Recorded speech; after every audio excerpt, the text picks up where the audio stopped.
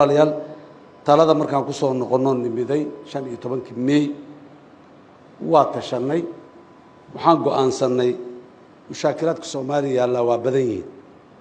hadii la tiximaaga waa wax aad iyo aad u tiro badan labay u qaybsamaan mushkiladahaas kuwa hadii aad xalliso oo xoog iyo aqli iyo xoolo geliso ayaga ka xallismay markay ugu fiicnaadaan ayaga ka xallismay hal mushkilada yaa meel ka kortay midda labaad ku xiji midda saddexaad ku xiji liiska dheer daba kac waay qaar waa noocaas waxaa jira qaybta labaad oo mushkiladaha oo ah hadaad xalliso mid kuwa badan oo kale ayaa xallismaya adoon adiguba aanan xallin midda aad xallida awgeed ayaa kuwa badan oo kale ay u xallismayaan annagu waxaan door bidna marka inaan isku mashquulino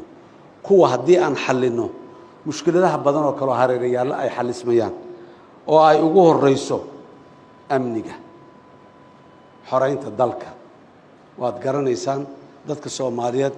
ku dhow 70% waxay ku nool yihiin miyiga waayihii la soo dhaafana miyigeenu sidoo ahaa waad garanaysaan iyo cidda joogtay iyo cidda ka talinaysa marka inaan dadka aan ka dul qaadno wahmiga iyo cajaska iyo xumaanta khayr Allah siiyo sheekheena oo maanta halkan uga hadlay sifaadka dadkan haysta 15 sano la soo dhaafay ajar iyo xasanaad alla soo koon Allah ka siiye sheekha maanta ma shaqaale sifaadka ay leeyihiin waxa ka soo rooba waxay hor u soo sameeyeen jireen wax cusub maaha oo maanta curata maaha waa xaajo curata maaha waa xaajo la yaqaan oo rasuulka kaleey salaatu wasalaam iyo saxaabadiisa intay noolaayeen dadka muslimiinta soo maray waa imtixaanaadka maxaa ahayd ummadaha muslimiinta haysta ay ka mid yihiin waxa ka soo raaba waad aragteen dadka ay dilayaan waad aragteen taariikhda siirada laga soo sheekay waad ogeed haddana waad aragtaan dadka ay dilayaan dadka inay jamaaca u dilayaan qof ma baahay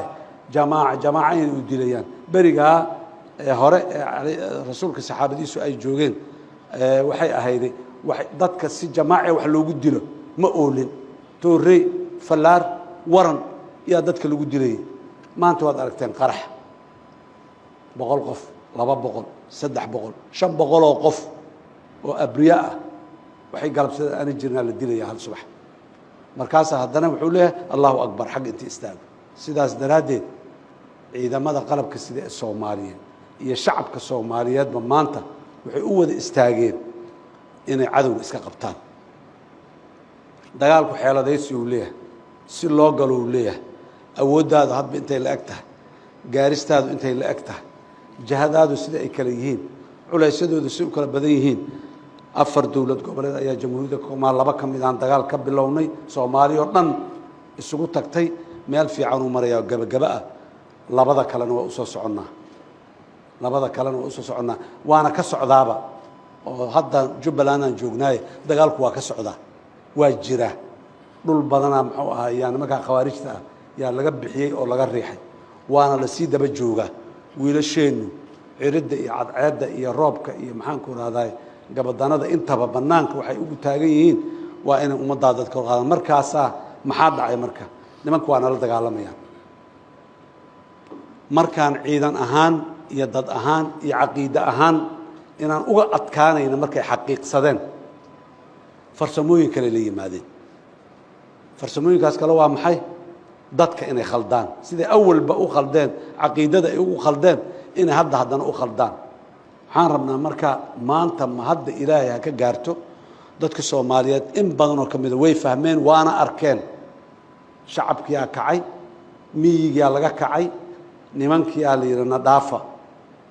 meeshaad ka timideen aada ilaa shabaab ma aha maxalli ma aha ra'yigooda ra'yi oo Soomaali ku kooban ma aha alqaacida ka yimaadeen ra'yi caalami ay wataan Ethiopia qarabaan Kenya qarabaan Djibouti qarabaan ka sii gudbaan Uganda Afrika laayaan ka sii gudbaan caalamka Yurub iyo America iyo meel walba wadamada kale muslimiinta khaliijka tagaan meel walba inay qarabaan ay rabaan cid kastoo aan caqiidadaas muxuu ahay khawaarijta la tilmaamay aanan aaminsanayn waa cadawgooda iyo muxuu kara inta ay rabaan in ku caan marka sidaas daraadeed kuwa ajnabiga ah ee ku dhex jira ka hadlimayno wax naga dhaxeeya haba yaraatee ma jirto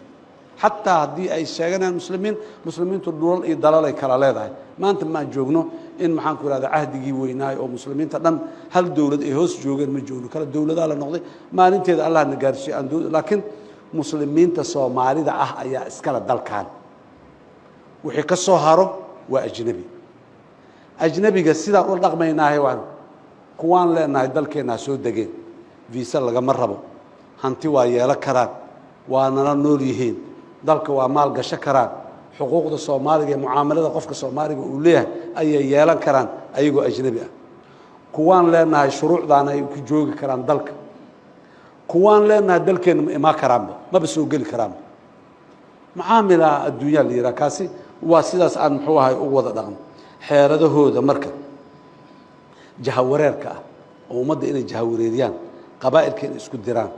maamulka iyo dawladnimada inay been ka sheegaan markaasa marka maxaa dhacaya dad badan oo dadkeena oo aan shabaab ahayn oo aqeedada shabaab iyo khawaarij iyo waxay aaminsan yihiin aan la aaminsaneyn ayaa laakiin u adeegaya oo daqaadis iyo jiidis waa isla gurugeyn wixii shabaab uu rabay dawladdu inay daciifto هذي مد مامون قبلتها يا هذي مد فدرالتها بإنها ضعيفته إن بو كفر مه إنه كم مشقوشة شباب يكون جيسة محوها هاي هؤلاء كلا يكون جيسة إيو محنك إلى هاي يعني هاي استأركان نقفوا جيك أي كم مشقوشة وحأي ربان واي مركا قف كستاهي أو مامون كدو يا وارون مامون كان الدولة لماذا ضعف واقبة وحوا كم مقيهين وحوا كدميهين وحي عن ربنا ما هين أودي دولة دمون وبعنين إذا قاليه دولة واجبات كدولة الأولى يعني بقول ما أود وارون لكن تاس عذر دار في عن وماها إنها شباب فرصة سينو مركان سكون مشغولنا والدولة قبلات إيه الدولة ده سكون مشغولنا والدولة ده حكومة إيه برلمان سكون مشغولنا وعيدا كأمن إدتك الإسكهر كانوا oo dawlad goboleedka sidoo kale lagu buuqo sidoo kale baarlamaankeedii xukuumadeedii iyo gobolladeedii wixii buuq laga dhax abuuraahay dadka Soomaaliyeed oo ogaada arintaasi waa hadaf shabaab waay shabaaba hadaf u leh waa la kala ra'yi duwanaa kara tabasho waa jiri kartaa si aan isugu sheegnay leedahay meel la isugu sheegay leedahay nidaam dawladeedan dhisoo hayna tabashooyinka jiro hay'adaha dawladda dhexdooda in lagu sheego waay مسؤولينتو إنه بهذا الدولة أحد كحليان واي لكن هدان من حق استاغ أو من شركة قبض هوتيل هبل أو من إذا عد سوء استاغ وكقيلة أو من دل درس جيرانا الدولة حقها سب كشرينا وابا كبح ندلك ليرادو ولا ريال وحاسن مساعديان منا نحلنا يان حل هداد كجريني سنة حلكم مجرو أنا إصلاح هذا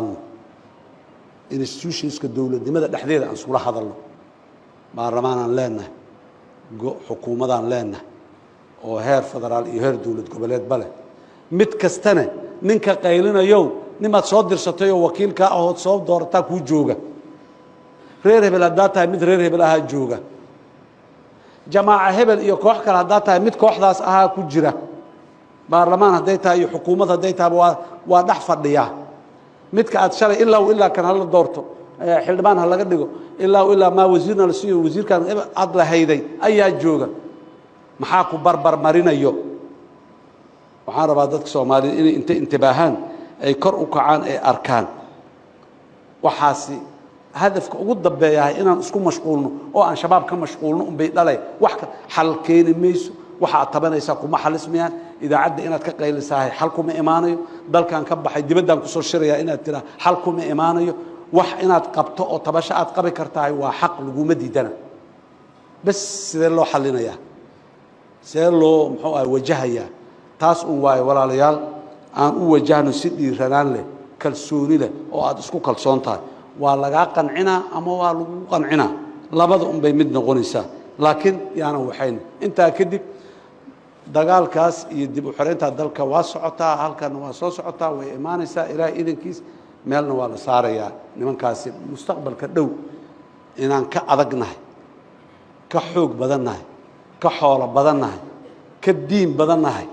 kulli waa muujinay waan dadka Soomaaliyeed waa ku qanceen ilaahay idankiis dadka reer Jubbaland dagaalka hadda ay ku jiraan ha xoojiyeen ha wadeen midka weyn anaga ugu imaadana ha u diyaar garoobeen nimanka aan dadka iyo dalka iyo diinta aan ka xoreyno waa dhaaranay dalka iyo dadka iyo diinta iyo dawladdan ku dhaaranay cadawaa haysto cadowga aan ka qaadno ilaahay idankiis si aan uga qaadnana waxyaabaha yaryarkaa aan ilowno